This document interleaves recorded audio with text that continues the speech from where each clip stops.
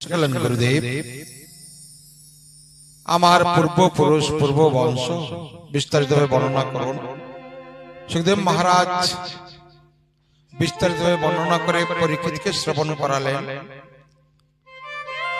ভগবানের অবতার, ভগবানের সঙ্গে যে কথোপকথন সম্পূর্ণ বিস্তারিতভাবে এক এক করে সব বর্ণনা করে প্রথম দিবস, দ্বিতীয় দিবস, তৃতীয় দিবস, আজ চতুর্থ দিবস এসে যখন পৌঁছলেন তখন পরীক্ষিত করজোড়ে সুখদেব মহারাজের নিকট অনুনয় করে বললেন যে গুরুদেব, সকল লীলা কথা শ্রবণ করলাম, শুনেছি সূর্য বংশ, রাম অবতার, মর্যাদা পুরুষোত্তম, অযোধ্যা লীলা কিছু বর্ণনা করুন।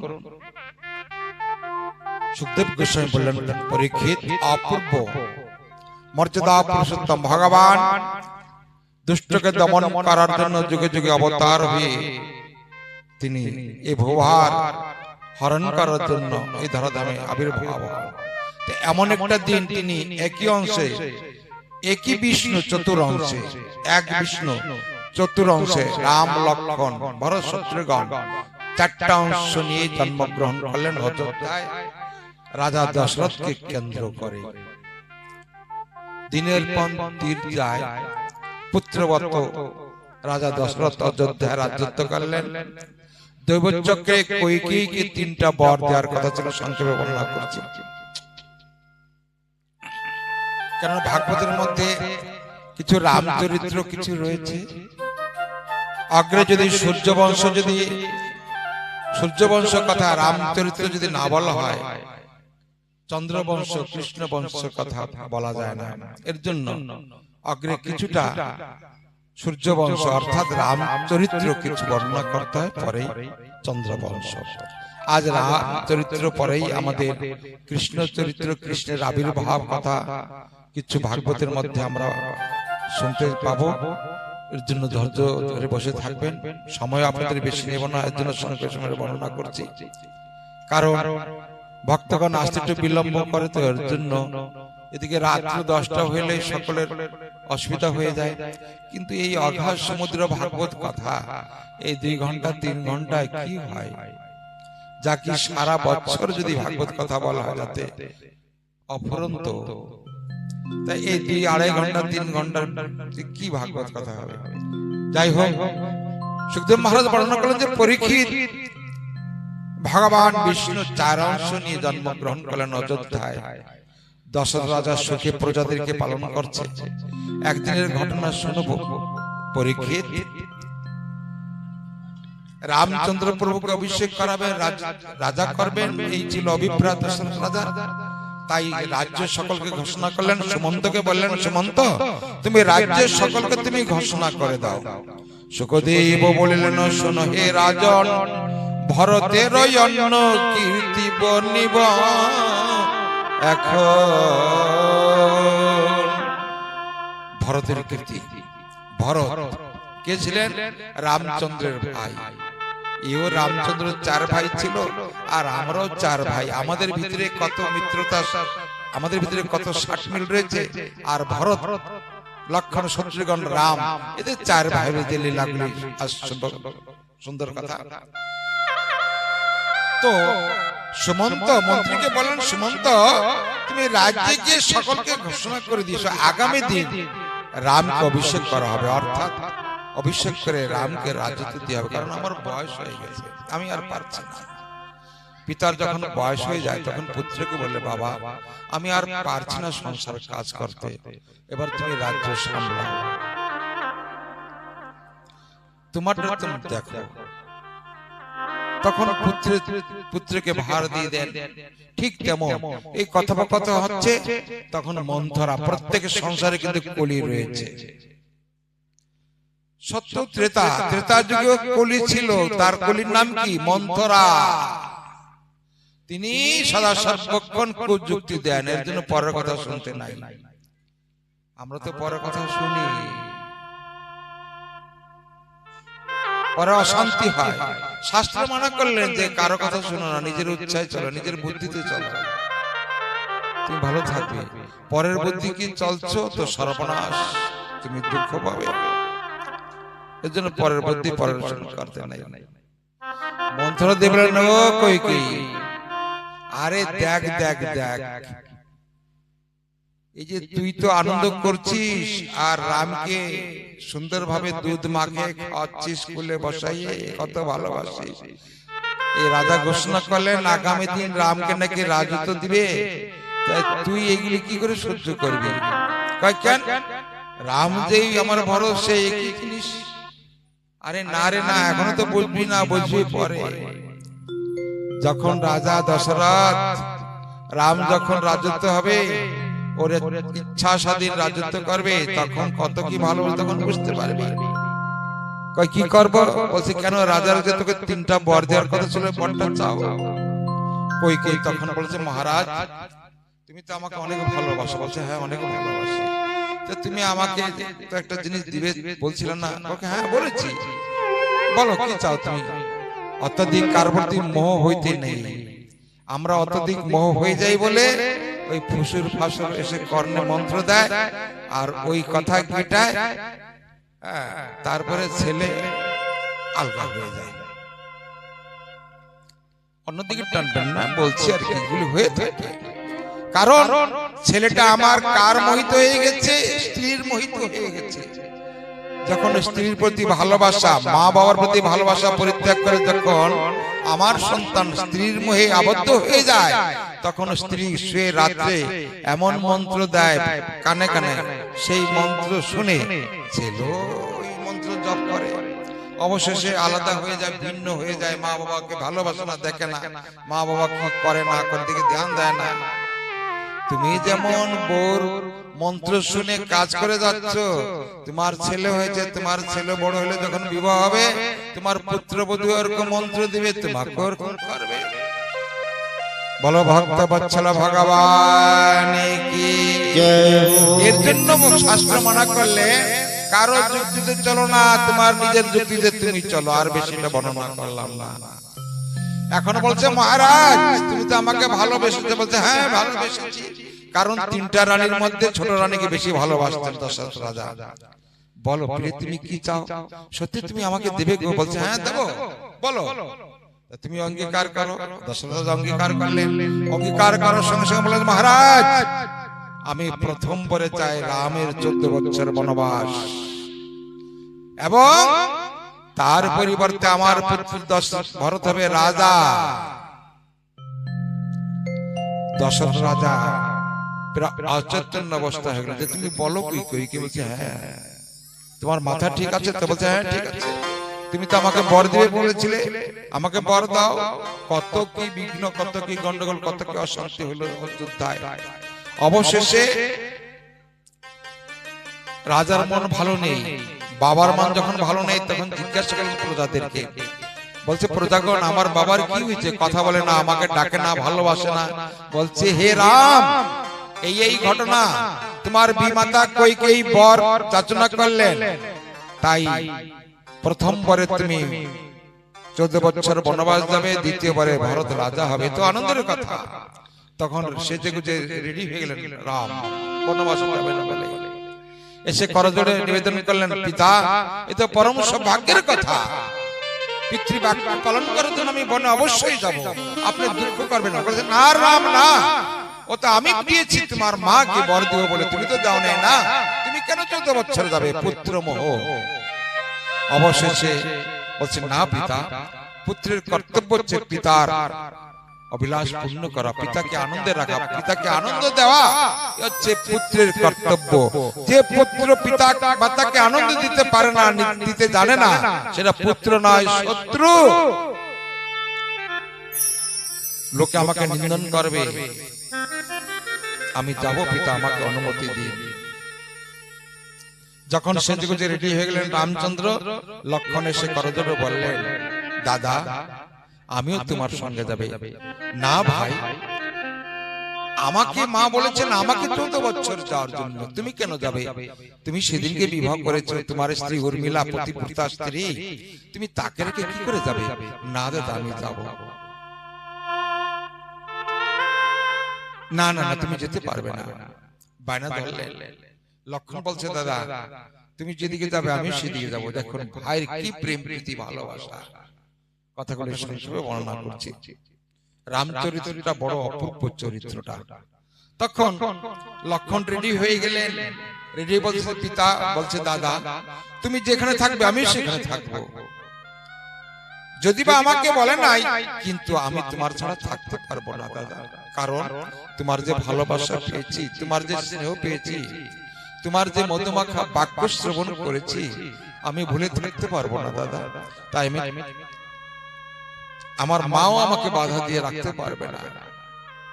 যখন সাব্যস্ত নিলেন তখন ছুটে এসে লক্ষণের মা জড়ে ধরে বলেছেন যে লক্ষণ রে, আজকে আমি বুঝলাম যে আমি তোকে আমার বুকের ক্ষীর তোকে খাওয়িয়ে আমার নারী জন্ম ধন্য হয়েছে। লক্ষণ তোর কথা শুনে সত্যিকারী মেয়ে এত আনন্দ পেয়েছি, তুই যখন বলছিস যে আমি কারো কথা শুনবো না দাদা আমি তোমার সঙ্গে যাব, আমিও চাই লক্ষণ তুই আমার রামের সঙ্গে যা।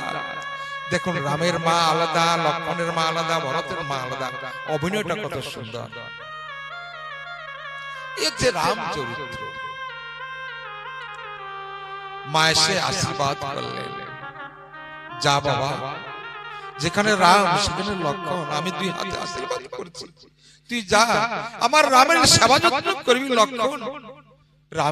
রামের সেবা নিবি, সেবা যত্ন করবি, রামকে দেখবি, কোন সময় যেন তার কোনো কষ্ট না হয়। মা নিজে থেকে নিযুক্ত করে দিলেন। কেমন মা! মা তো বিদায় দিলেন, বাবার কাছে এসে প্রণাম করলেন। এবার রাম বলছে ভাই তুমি যখন কথা শুনলে না, আমার বোন তোমার যে স্ত্রী রয়েছে কমসে কম তার কাছে গিয়ে একটু বিদায় নিয়ে আসো, কারণ মা তো বিদায় দিয়েছেন, তোমার স্ত্রীকে নাও বিদায় দিতে পারে। তোমার স্ত্রী যদি বিদায় যদি না দেয়, সে যদি বলে না গো তুমি আমাকে রেখে যাবে না, তাহলে কিন্তু লক্ষণ আমি তোমাকে সঙ্গে নেব না। তখন লক্ষণ বলছে না দাদা, আমি যাকে তাকে বিবাহ করিনি দাদা, আমি আপনার চরণ শপথ করে বলছি আমার স্ত্রী সুলক্ষণা, ও যদি বলে আমি তাকে বলবো যে আমি আমার বড়দাদার সঙ্গে যাচ্ছি 14 বছর বনবাসে, সে যদি বলে যে তুমি যাবে না দাদা, আমি তোমার চরণ শপথ করে বলছি আমি সত্যি তোমার সঙ্গে যাব না। কত বিশ্বাস তার পত্নীর প্রতি। কলিযুগের মানবগণ তার প্রতি এত বিশ্বাস আছে তো। দাদা আমার স্ত্রী উর্মিলা, আমি বলবো যে আমি দাদার সঙ্গে 14 বছরের জন্য যাচ্ছি বনবাস, আমার পত্নী উর্মিলা যদি বলে যে না তুমি আমাকে রেখে যাবে না, আমি যাব না। রাম বলছে ঠিক আছে ভাই তাই হবে, তোমার পত্নী উর্মিলা আমার বোন উর্মিলা যদি বলে আমার সঙ্গে যেতে, অবশ্যই তোমাকে নিব। তখন গিয়ে লক্ষণ গিয়ে বললেন উর্মিলা যাইতে, উর্মিলা কাঁদছে। যখন গেলেন লক্ষণ তখন সাষ্টাঙ্গে প্রণাম করলেন, প্রণাম করে বললেন উর্মিলা একটা কথা বলবো, তোমার সঙ্গে তো আমার বিবাহ হয়েছে অল্প কয়েকদিন, এদিকে যে কি ঘটনা ঘটেছে তা তো তুমি জানো না উর্মিলা। কি হয়েছে স্বামী? আমি তো জানি না, আমি তো অন্দরমহলে থাকি। আগের কালে রাজারা রাজত্ব করতে এক জায়গায়, অন্দরমহল থাকতো এক জায়গায়, রানীরা থাকতেন অন্দরমহলে, কার সঙ্গে দেখা হতো না। উর্মিলা বললেন স্বামী আমি তো কিছুই জানি না। তখন বৃত্তান্ত সব খুলে বললেন লক্ষণ। যখন খুলে বললেন তখন বলছে প্রিয়ে তোমার অনুমতি না নিয়ে আমি দাদাকে কথা দিয়েছি, আমি কথা দিয়েছি দাদা আমি তোমার সঙ্গে যাব। তখন আমার দাদা বললেন ভাই লক্ষণ তুমি কিছুদিন আগে পরের একটা মেয়েকে তুমি নিয়ে আসছো তোমার ঘরে, আমি তো 14 বছর বনে বনে যাব পিতৃসত্য পালন করার জন্য, কিন্তু তোমার যে স্ত্রী অর্থাৎ আমার যে বোন সে কি অনুমতি দিবে? তা আমি বলেছি কেন দিবে না।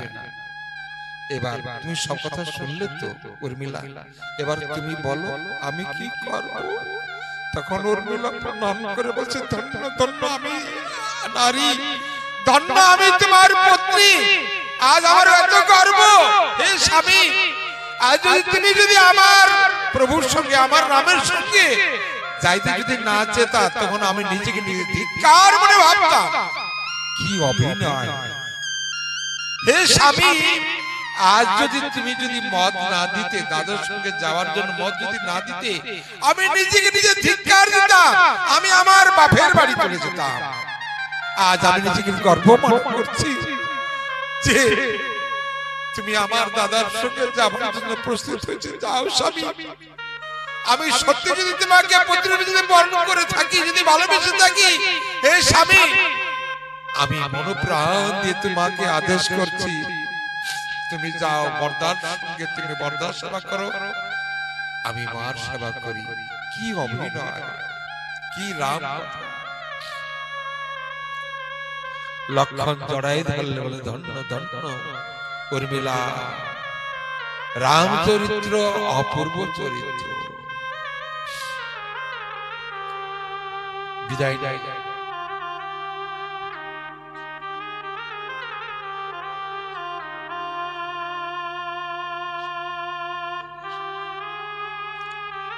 তো এবার লক্ষণ তো রেডি হয়ে গেলেন। এবার জানকী সীতা দেবী বলছে যে প্রাণনাথ আমাকে নেবে না? বলছে না না না, তুমি হচ্ছে জনক নন্দিনী, তুমি তো রাজার মেয়ে, তুমি কি করে যাবে প্রিয়? না না না স্বামী, কায়া যেদিকে যায় ছায়া তো সেদিকে যায়, আমি যাব। অনেক কথা, অনেক ভক্তি মার্গের কথা সময়ের অভাবে সম্পূর্ণ বিস্তারিত বর্ণনা করতে পারলাম না, এর জন্য দুঃখিত। রামচরিত্রটা সম্পূর্ণ ভক্তি মার্গের কথা,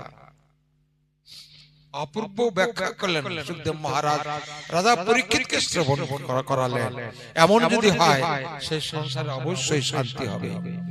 আজ যে গৃহে ভাগবত কথা হচ্ছে, অসিত বাবা সত্যিকারই দেখেছি তাদের কি মিল, স্বামী স্ত্রী মিল, এবং দুইটা পুত্র, তাদের দুই পুত্র বধূর কি মিল, মনে করে যে এক মার পেটের বোন। আপনারা জানারা আসছেন, দেখছেন, সংসার সুখী হয় রমণীর গুণে, গুণবান পতি যদি থাকে তার সনে।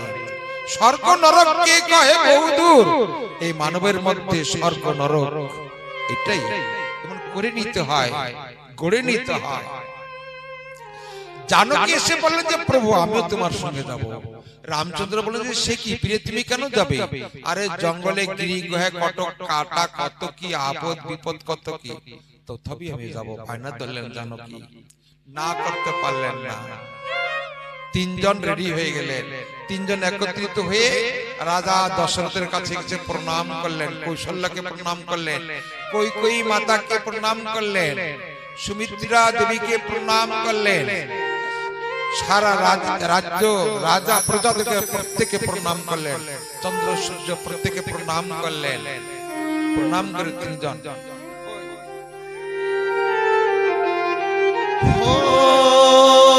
मंगल भवन अमंगल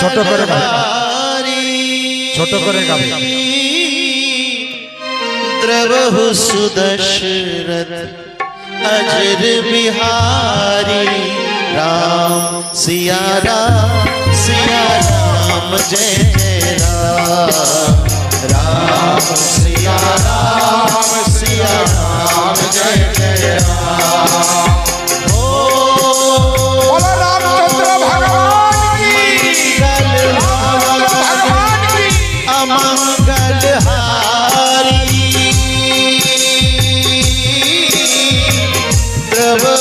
सुदशरथ अजर बिहारी, राम सिया राम जय जय राम, राम सिया राम जय जय राम।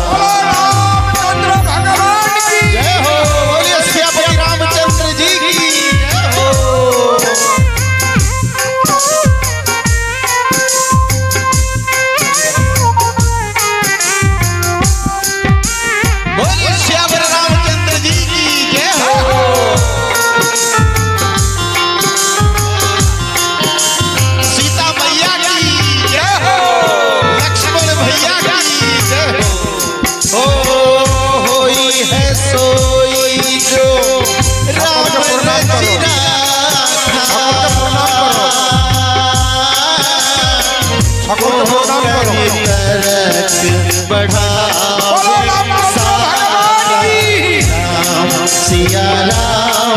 सिया राम जय जय राम राम सिया राम जय जय राम हो रघुकुल रीत सदा चली आई प्राण जाए पर वचन न जाई राम सिया राम जय जय राम सिया राम जय जय राम रामचंद्र भगवान की सीता मैया की देहि के द्रोही पर सत्य स्नेह सोतहि मिलय न कछु संदेहु राम सिया राम जय जय राम सिया राम जय जय राम धीरे धीरे हटो धीरे धीरे हटो धीरे धीरे हटो धीरे धीरे हटो धीरे धीरे हटो धीरे धीरे आगे जाओ तुम आगे ताको धीरे धीरे हटो अरे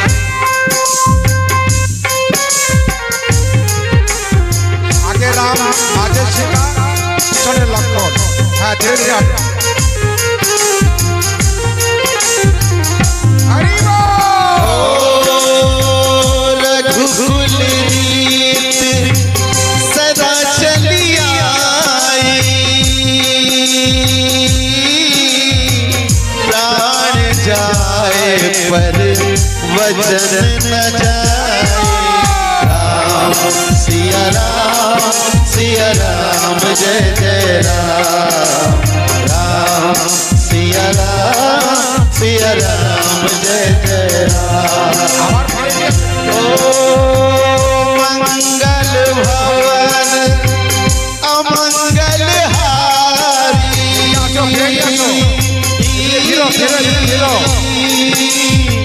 प्रभु सुदशरथ अजर बिहारी राम सिया राम जय जय राम सिया राम जय जय राम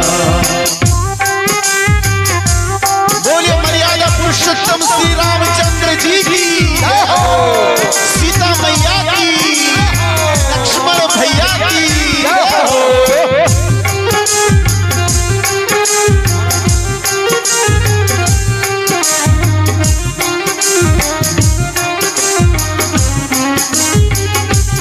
ओ हरि अनंत हरि कथा अनंता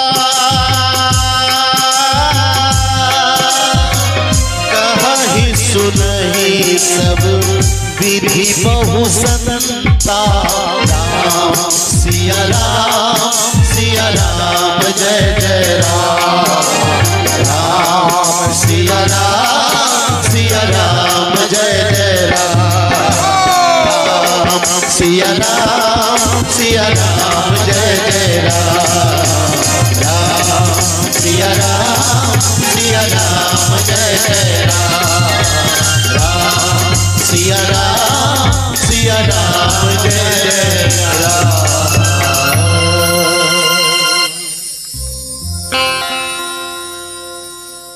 जय श्री राधे पितृ सत्य पालन করার জন্য রামচন্দ্র বনে যাচ্ছেন বনে গিয়ে চিত্রকূট পর্বতে যখন ছিলেন ভরত মহারাজ ভরত রামের যে ছোট ভাই ভরত ছিলেন মামা বাড়ি যখন ভরত শুনতে পারলেন যে আমার দাদা বৌদি আমার অনুজ লক্ষণ বনবাসে গিয়েছে বিমাতা কইকে প্রেরণায় তখন তিনি পাগল হয়ে ছুটে এলেন অযোধ্যায় অযোধ্যায় ছুটে এসে প্রজাগণকে সকলকে বললেন যে রাম হবে এই অযোধ্যার রাজা আমি নয় হে প্রজাগণ সকলে তোমরা আমার সঙ্গে চলো আমি দাদাকে আবার ফিরে নিয়ে আসবো দাদাকে ফিরে এনে এই অযোধ্যা রাজা আমার দাদা রামচন্দ্র প্রভুকে নিযুক্ত করব। তাই ভরত মহারাজ কি করলেন, এই প্রজাগণকে নিয়ে সকলে ভরতের সঙ্গে যাবে। পিছে পিছে আস্তে আস্তে ভাই, স্পিডে যাবে না, ধীরে ধীরে যাবে। হ্যাঁ তোরা কামতে থাক, পরে খালি মাথায় নিয়ে আসবে। ঠিক আছে, তোমরা সাথে সাথে প্রজাগণ সকলে মিলে এই নিয়ে যাচ্ছে। প্রজাগণ সাথে করে ভরত মহারাজ চলেন কোথায়? চিত্রকূট। যাও, চিত্রকূট পর্বতে যখন গেলেন, এই ভরতকে দর্শন করে রামচন্দ্র ছুটে এসে ভরতকে আলিঙ্গন দিলেন। দুই ভাই দুইজন আলিঙ্গন করো। রাম এবং ভরত দুইজন আলিঙ্গন করলেন, দুইজন আলিঙ্গন করলেন। বলো ভরত ভগবান রাম ভগবান কি।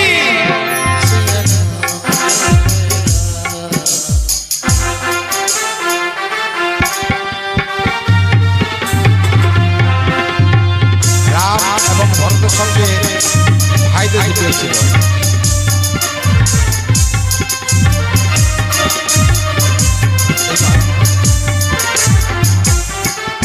এবার जय हो भरत भैया की, सियावर रामचंद्र की जय हो। চরণের কাছে গিয়ে, চরণ কাছে গিয়ে বসো, চরণের কাছে গিয়ে বসে কতটা তুমি থাকো। বলেছে দাদা তুমি তো যাবে না অযোধ্যায়। ভরত বললেন যে দাদা আমি রাজা হব না দাদা। তুমি আমার মা যদিও বলে থাকে যে ভরত রাজা হবে বলে, কিন্তু না দাদা, যে সংসারে বড় ভাই থাকে সেই একমাত্র রাজা হয়। আমি রাজা হব না, আমি রাজা হওয়ার আমার যোগ্যতা নয়। হে দাদা রাম, আমি তোমার ছাড়া থাকতে পারবো না দাদা। তাই এই জঙ্গলে আমি সবকিছু নিয়ে আসছি, রাজ আবরণ মোটুক সব নিয়ে আসছি। এই জঙ্গলে এই চিত্রকূটে রাজ আবরণ করে এই রাজ্যে রাজা তোমাকে ঘোষণা করব। তখন রামচন্দ্র বলে যে না ভাই, এ হয় না। তুমি এক কাজ করো, তুমি ফিরে যাও, ফিরে গিয়ে তুমি রাজত্ব করো। আমি 14 বছর পরে আবার ফিরে আসবো। তখন ভরত বলে যে না দাদা আমি ফিরে যাব না, আমিও তোমার সঙ্গে বনবাসে যাব। কেমন ভাই? ভরতের মা কইকেয়ী বিমাতা, দশরথ রাজার 3টা রানী ছিল। তো এই ভরত হচ্ছে ছোট রানীর পুত্র। আজকালকার সংসারে কি এগুলি এই অভিনয়গুলি করতে পারবে তো? আজকালকার যুগে এত ত্যাগ আছে তো মানবের মধ্যে। তখন ভরতকে দেখে বললেন দাদা আমি তোমার চরণ ছাড়া থাকতে পারবো না দাদা, আমি তোমার চরণে আমি থাকবো, তুমি আমাকে চরণ ছাড়া করো না দাদা। এই বলে যখন আকুল প্রাণে কাঁদলেন, তখন ভক্তবৎসল ভগবান রাম করুণা করে তখন ভরতকে বললেন ভরত তুমি এক কাজ করো ভাই, তুমি যাও, তুমি রাজ সিংহাসনে বসো না, তবে তোমাকে আমি আদেশ করছি ভরত তুমি রাজ কার্যকে সামলাও। আমি 14 বছর পরে ফিরে যখন আসবো তোমার কাছ থেকে আবার রাজ্যত্ব আমি নিয়ে নিব। তখন ভরত বললেন তুমি বড় নিষ্ঠুর দাদা, তুমি বড়ই নিষ্ঠুর, তুমি বড় নিষ্ঠুর দাদা। তো ঠিক আছে দাদা, আমি কি নিয়ে যাব, আমি কি নিয়ে যাব দাদা? আমি যে অযোধ্যায় তো ভেবেছিলাম তোমাকে যদি ফিরে দিতে যদি না পারি, আমিও তোমার সঙ্গে বনবাসে 14 বছর বিতাবো। তাই তুমি যখন বড় ভাই আমাকে নির্দেশ করলে, তবে আমি তোমার চরণ শপথ করে বলছি দাদা আমি রাজ সিংহাসনে বসবো না। আমি এই রাজ্য প্রান্তে তুমি যেমন বনে বনে থাকবে, এই বাকল পরে যেমন ছিন্ন বস্ত্র পরিধান করে থাকবে, আজকেও আমি সকলকে সাক্ষী রেখে, চন্দ্র সূর্যকে সাক্ষী রেখে তোমার যে বেশ আমি নিব, রাজ সিংহাসনে বসবো না। তাই তোমাকে রাজ সিংহাসনে বসাইয়ে আমি তার তলে আমি 14 বছর থাকবো। কিন্তু মনে রাখবে দাদা 14 বছরের থেকে যদি একদিন যদি বেশি হয়ে যায়, সেদিনকে তুমি ভরতের মুখ আর দেখবে না। এই বলে ভরত চরণে আঙুল ধরে ক্রন্দন করতে লাগলে এবং ভরত বলে যে দাদা একটা ভিক্ষা চাবো। রাম বললেন কি ভাই তুমি বলো, তুমি যদি চাও আমার জীবন, তাও আমার জীবন দিয়ে দিব। ভরত বললেন যে না দাদা আমি জীবন চাই না, তোমার ওই পাদুকাটা দিবে দাদা। রাম বললেন যে হ্যাঁ। তখন ওই পাদুকাটা রাম খুলে দিলেন। রাম তুমি খুলে দাও পাদুকাটা। যখন খুলে দিলেন তুমি এটা প্রণাম করো, ভরত প্রণাম করো, প্রণাম করে এই পাদুকাটা মস্তকে নাও, 2 হাতে মস্তকে নাও, মাথায় বহন করো, খালি মাথায় বহন করো। বলছে দাদা আজকে থেকে তোমার এই পাদুকা নিয়ে সিংহাসনে রেখে তোমাকে ভাবো যে আমার দাদা রাজ সিংহাসনে বসেছে, তোমার পাদুকায় রাজ সিংহাসনে বসাই আমি পূজা করে 14 বছর তোমার পানে আমি চেয়ে থাকবো। তবে জেনে রেখো দাদা, আসতে যদি একটা দিন যদি তুমি ভুল করো তাহলে আমি প্রাণ বিসর্জন করবো। এই বলে সকলকে প্রণাম করে ভরত মহারাজ তিনি অযোধ্যার দিকে যাত্রা করলেন। এবার ভরত ওঠো, ধীরে ধীরে তুমি অযোধ্যার দিকে যাত্রা করো এবং রাম লক্ষ্মণ এরা জঙ্গলের দিকে যাত্রা করে। তুমি পিছনে ফিরে দাও, পিছনে ফিরে আসো, পিছন দিকে হাঁটাও আর পিছন দিকে তাকাও, পিছনে হাঁটো আর পিছন দিকে মাঝে মাঝে তাকাবা। বড় ভক্ত পরবর ভর দেখি ভক্তরাজ ভর सिया राम जय जय राम सिया राम जय जय राम सिया राम जय जय राम मंगल भवन अमंगल हारी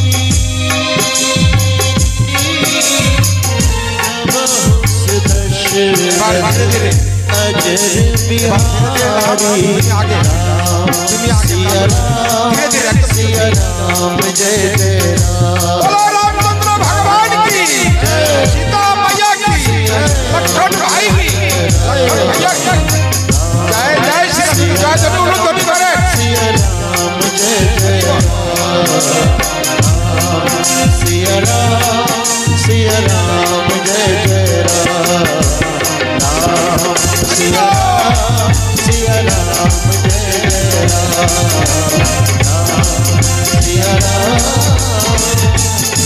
राम जय जय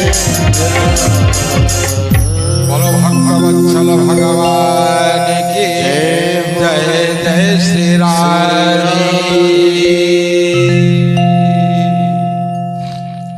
ভগবান রামচন্দ্র 14 বছরের জন্য বনবাসে গেলেন পিতৃসত্য পালন করার জন্য। সুখদেব মহারাজ বর্ণনা করলেন, পরীক্ষিত শ্রবণ করে আনন্দ পেয়ে প্রেম বন্যায় ভেসে গেলেন। পরীক্ষিত বললেন দণ্ড দণ্ড রামচন্দ্র। হে ভক্তগণ, শুধু ভক্তবৃন্দ দেখুন কেমন ভাই, কেমন সংসার, কেমন পরিবেশ, কেমন অভিনয়। এর জন্য এই সংসারে যার যার অভিনয় শেষ করে যাও। এই সংসারটা হচ্ছে অভিনয় ক্ষেত্র। কেউ বাবা, কেউ মা, কেউ স্ত্রী, কেউ পুত্র, কেউ কন্যা, কেউ সন্তান। কিন্তু ভাগবত বললেন তোমার অভিনয়টা যেন ভালো হয়।